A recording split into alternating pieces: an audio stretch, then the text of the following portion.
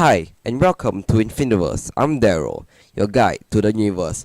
And before I start, I'd like to say that this is the first official video here on Infiniverse, so there will be mistakes. This video will not come out perfect. So now that's out of the way, let's go.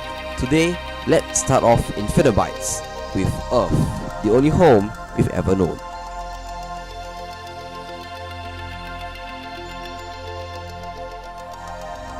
From space, the Earth is very blue, and that blue is because most of the Earth's surface, or 71% of it, is water. Well, obviously, but most of the world's oceans are unexplored. And by unexplored, I mean not seen before by human eyes, and I don't mean going to Google Earth and zooming in on the ocean. And also that does not count satellites taking picture of the sea.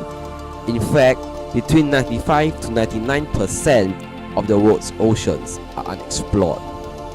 In fact, more people have gone to the moon than to the Marianas Trench, one of the deepest points on Earth. And so, every year, we discover many new ocean species. And since most of the ocean is unexplored, it is kind of possible for large underwater creatures like Godzilla to be lurking in the depths of the sea. However, due to mankind's activities, some of these undiscovered species could have already been extinct without us even finding out what they are and what they look like. Now, on a personal note, I don't think that should mean that we should just stop exploring space and start focusing on the ocean instead. I believe equal funding should go in both areas. They are both equally important. You see, many technologies invented were made initially to help in exploring space. I mean, we shouldn't totally neglect space, also space is cool. But we also shouldn't neglect the oceans as well, because the oceans require attention too, as the oceans are very fragile to the effects of human activity and climate change. So I guess we should learn more about it before we wipe it all out. There's this Chinese saying, 不知天高地厚, or literally translated, to not knowing how high the sky is and how deep does the ground go. Its real meaning is having an exaggerated opinion of one's ability as one who doesn't know the immensity of heaven and earth. However, that aside, I'm pretty sure you asked yourself this question before. How high does the sky go and how deep does the ground go too? Well, firstly, there isn't really an exact number for both how high the sky is and how far the ground goes. Here's why. If you say the sky is as far as the atmosphere goes, then it is around 10,000 kilometers high, which is technically in space. And if you think the sky is as high as the Kármán line, which is the boundary where space begins, then it's 100 kilometers. Lastly, if you say the sky goes as far as the blueness of it, then it is around 10 kilometers. As for the ground, if you think the ground is as thick as the crust is, which is the outermost layer of the earth, then it's 10 to 70 kilometers thick. And if you think the ground is as thick as the world, as in reaching the other side of the world, then it's 12,742 kilometers, which is also the diameter of the Earth. How many moons does the Earth have? Well, one. Obviously, well, actually, no. You see, on April 27, 2016, astronomers discovered an asteroid on Earth's L4 point. L4 is a Lagrange point, which is a location in space where the combined gravitational forces of two large objects, such as Earth and the Sun or Earth and the Moon, equal the centrifugal force felt by a much smaller third body. Or in English, basically it's a parking spot in space where you just stay there, basically. This quasi-moon is called 2016 HO3, and I say quasi because it doesn't really orbit the Earth like the Moon. Because it's in the Lagrange point, it orbits the Sun but dances around the Earth as seen in this animation. Unfortunately, it is very small at 40 to 100 meters, so you can't actually see it with your eyes, and that's also why it took us so long to find it. If you take geography and actually listen in class, you would know that hundreds of millions of years ago, all of the Earth's continents were joined into one, called Pangaea. But what you may not know is that Pangaea isn't the first supercontinent and won't be the last. In fact, there could be at most 7 supercontinents in Earth's history, and 4 of them are large, like Pangaea. And the supercontinent after Pangaea is called Pangaea Ultima, and it looks like this. It may form within the next couple of hundreds of millions of years. There's no accurate number just yet, and the design of it may change as the knowledge of plate tectonics will eventually evolve. Like all supercontinents, the center of Pangaea Ultima would be a vast desert, with the edges of the continent being more lush with tropical rainforests. Probably, like Pangaea Ultima may cause a mass extinction like the Permian extinction, which happened around the same time as Pangaea formed. And on a side note, the Permian extinction is also known as the Great Dying because a lot of species went extinct.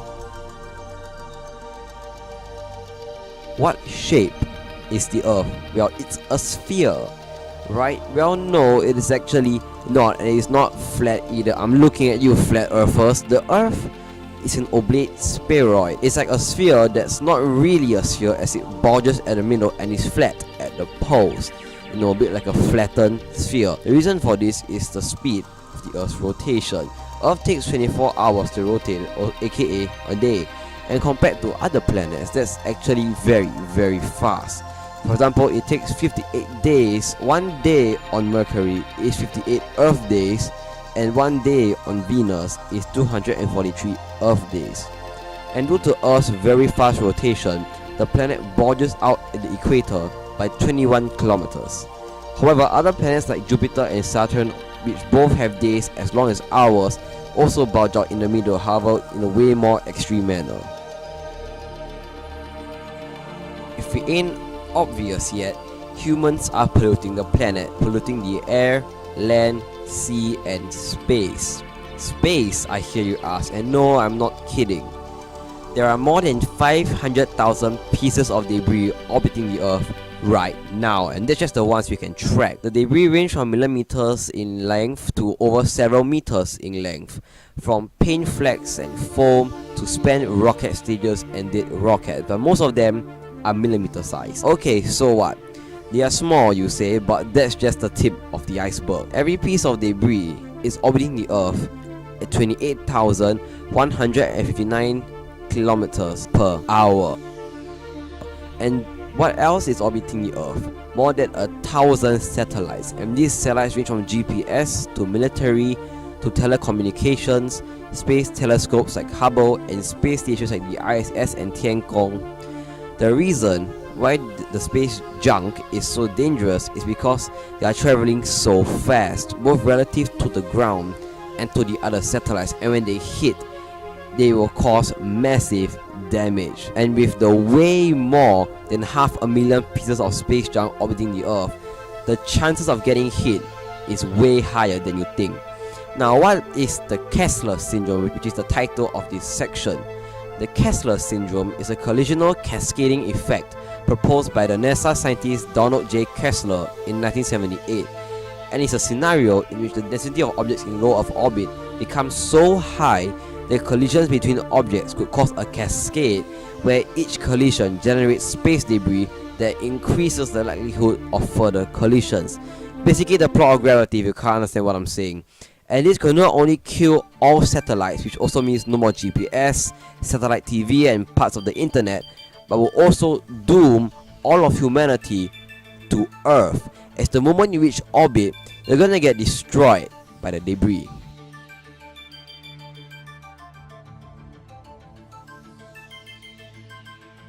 Okay, this isn't really a space fact, but I wanted to end off the video in a philosophical way, as I usually do. On February 14, 1990, the Voyager 1 space probe took this image. That pale blue dot is Earth. This photo was taken 6 billion kilometers from Earth as part of a family portrait of all the planets in the solar system. And to end off this video, I'm gonna quote a phrase from the late Carl Sagan regarding this photo. Look again at that dot. That's here. That's home. That's us. On it, everyone you love, everyone you know, everyone you ever heard of, every human being who ever was, lived out their lives. the aggregate of our joy and suffering, thousands of confident religions, ideologies, and economic doctrines, every hunter and forager, every hero and coward, every creator and destroyer of civilization, every king and peasant, every young couple in love, every mother and father, hopeful child, inventor and explorer, every teacher of morals, every corrupt politician, every superstar, every supreme leader, every saint and sinner in the history of our species live there, on a mote of dust, suspended in a sunbeam. The Earth is a very small stage in a vast cosmic arena. Think of the rivers of blood spilled by all those generals and emperors, so that, in glory and triumph, they could become the momentary masters of a fraction of a dot. Think of the endless cruelties visited by the inhabitants of one corner of this pixel on the scarcely distinguishable inhabitants of some other corner, how frequent their misunderstandings, how eager they are to kill one another, how fervent their hatreds.